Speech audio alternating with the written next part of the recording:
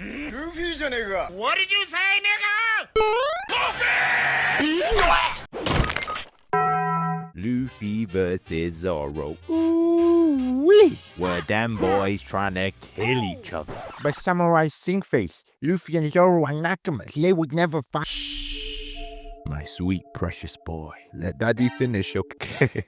But other real, y'all forgetting about the incident at Whisky Peak, where these two were literally trying to kill each other. I mean, they were not holding back. And this fight would occur because this idiot Luffy be jumping to the most retarded conclusions at times. But the reason this fight even occurred in the first place would all begin when the Straw Hats will be thrown a huge welcome party by the kind residents of Whisky Peak, led by this escaped JoJo villain called Ingram. And just by one glance at this man's trash-ass haircut, I knew he wasn't gonna lead anyone to a successful mission, bruh. My boy must have missed the update cause that George Washington special expired 2,000 years ago, big fella. And I wanna fight your barber too cause he let this homosexual jiggamarole slide. But either way, him and his bum-ass accomplices, who all work for Broque Works, set up a welcome party as a trap. And I'm sorry, but this gotta be one of the most sorriest attempts at a trap I done ever seen. Whoever came up with this plan, you need to be fired, bro. Cause y'all genius plan was really to make the Straw Hats drunk and then kill them for their bounty.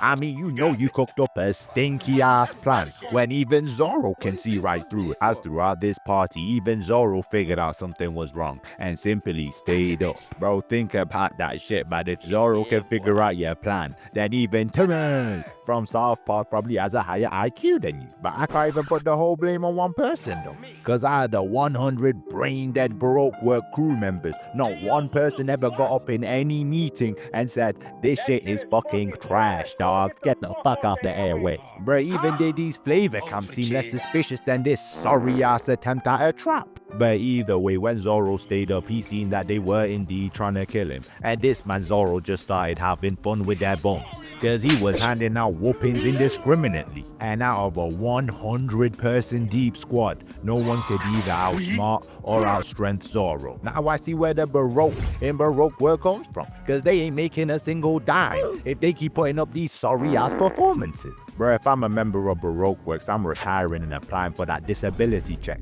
Cause all the evidence they gonna need is the fact that Zoro outsmarted me. And after Zoro finished handing out those premium grade whoopings, he ran into Nami, who, being the finesse she is, manipulated this prideful dumbass into protecting Miss Wednesday. And it will be here where Luffy finally wakes up and sees all the Broque Work members are 1 HP. We all got our ass beat by that racist ass sauceman, dog. He especially had too much fun whooping our black friend. Now the idiot Luffy is, he didn't even ask Zoro about the minority hunter allegation, or why he whooped everyone on Whisky Peak, and instead assumed that Zoro damn near committed mass murder because he wasn't given any food that he liked at the fake party. Luffy, you gotta be on the spectrum to come up with some stupid shit like that, bro. What is going on inside your head? And as Zoro was in the middle of protecting Miss Wednesday from Miss Valentine and Mr. Five, who by the way throws snot at you that explodes. You nasty ass bastard. Y'all telling me Mr. Five is a top 5 member at Broque Works? Yeah man, wrap it up, bro. Broque Works, y'all need to shut down as an organization. You're hiring anyone, bro, cause someone really read this man's CV and it said Bogey Blaster and he said top 5, bro. He said top 5 to Bogey Blaster. I mean, who they gonna hire next? A flamboyant motherfucker that can change faces? Shit, I don't blame the minority hunter for going after Bogey Blaster, cause he deserves it, bro. He nasty ass individual. But as Zoro was holding off the Bogey Blaster and Miss Valentine, Luffy would interrupt and start pressing Zoro, who would try to explain what happened. Stupid for dodging that one, Zoro. But either way, Luffy kept pressing Zoro and even swung at him. And that's when Zoro had enough, as he kicked his fat ass into Bogey Blaster, which would send them both flying into a building with loud banging noises and Luffy walking out with Mr. Five's unconscious body a couple seconds later. Or this time I thought Luffy was the taker, not the giver. But either way, Luffy digested his food and was looking lean and mean. And y'all know shit gonna get serious when Zoro applies that durag. This shit increases his menace attribute by at least 20, and with no more time to talk, they will charge at each other, creating a ripple. These motherfuckers done broke the sound barrier off of one clash. And as they both will be struggling, Zoro would strike first, unleashing a vicious onigiri, which would send Luffy flying into the sky. But y'all know Luffy ain't gonna go out like he a member of Team Rocket, flying into the sky with a goofy ass chwing sound effect. No, not near my boy. Cause as this man was in mid-air, he would throw a gum pistol bold in Zoro's face and sending him flying through some houses. But as Luffy was in mid-air, he would lose balance and also fly through some houses too. And without missing a moment, they would both charge at each other again, causing them to clash once again. And this time these two are going for the kill,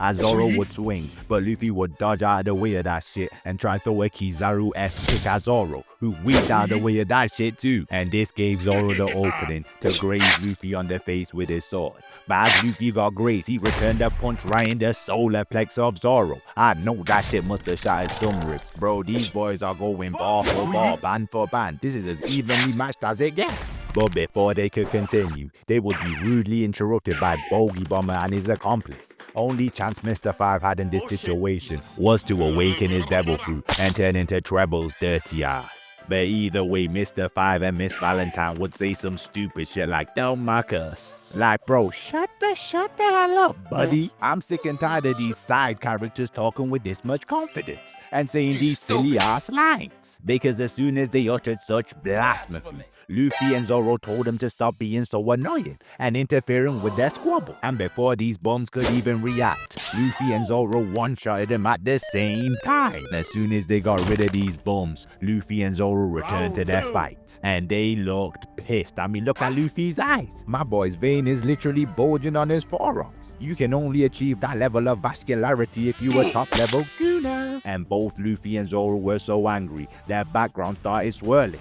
These motherfuckers were so tight they started bending space. And as they were about to clash for the third time, screaming at each other, damn near about to kill each other, Nami would pop out of nowhere like the Pokemon and literally knock some sense into them both, sending them flying and making them realize they were both tripping over a miscommunication. Now the lesson I learned from this one is to not jump to conclusions like this idiot Luffy before you have a deep understanding of the whole situation, remaining both patient and calm when making this decision and not letting emotion taint this decision, especially if it involves a real homie. But either way, I've been yapping for too long, so like and subscribe if you enjoyed. Thank you guys for watching, and may peace be upon you.